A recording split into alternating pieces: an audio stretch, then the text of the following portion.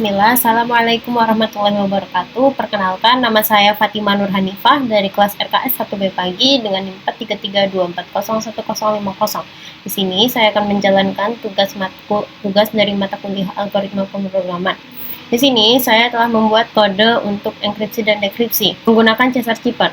Sebelumnya, apa itu Caesar Cipher? Caesar Cipher adalah salah satu teknik enkripsi paling sederhana dan paling terkenal dalam kriptografi, yang dimana cara kerjanya itu adalah apabila kita punya plain text, lalu plain textnya ini mau kita enkripsi. Lalu jika enkripsinya ini kita menggunakan pergeseran sebanyak 3 huruf, maka dia juga akan tergeser sebanyak 3 huruf. Contoh awalnya nih plain text kita hurufnya A, terus mau bergeser 3 huruf, maka dari A ke B, 1, 2, 3 menjadi D. Maka hasil enkripsi dari plain text A itu adalah D. Maka sebaliknya, jika saya ingin mendekripsi yang berawalannya huruf D, maka dia akan mundur 3 langkah, karena sebelumnya maju 3 langkah. Lalu 1, 2, 3, dan akan menemukan itu adalah A. Lalu kembali ke kode. Di sini saya telah membuat kodenya. Apabila enkripsi saya itu adalah menggunakan huruf kapital di sini, maka hasil dari enkripsinya itu adalah huruf kapital juga yang ditambahkan dengan key. Key-nya itu adalah seberapa banyak perpindahan huruf yang mau kita berikan, seberapa banyak shift-nya.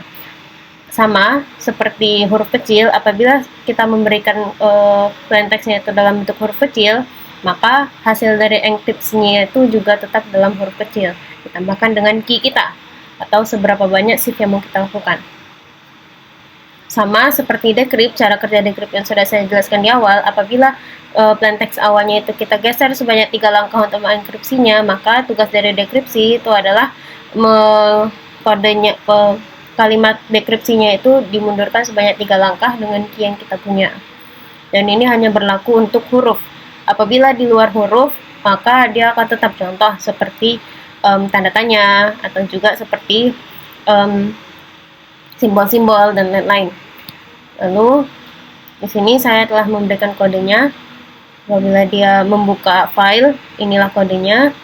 Lalu ini juga, apabila file yang saya buka itu mau contoh awal punya filenya itu biodata 1, terus langsung mau buka ke file yang kedua, maka kita tidak perlu menimpanya, kita menggunakan kode ini, text display delete, yang berarti kan apabila kita telah selesai menggunakan file awal, maka itu akan menghapus dari baris pertama karakter pertama.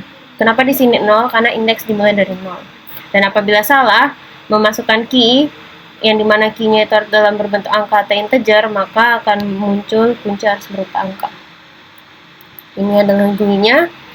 Lalu ayo kita jalankan. Salah.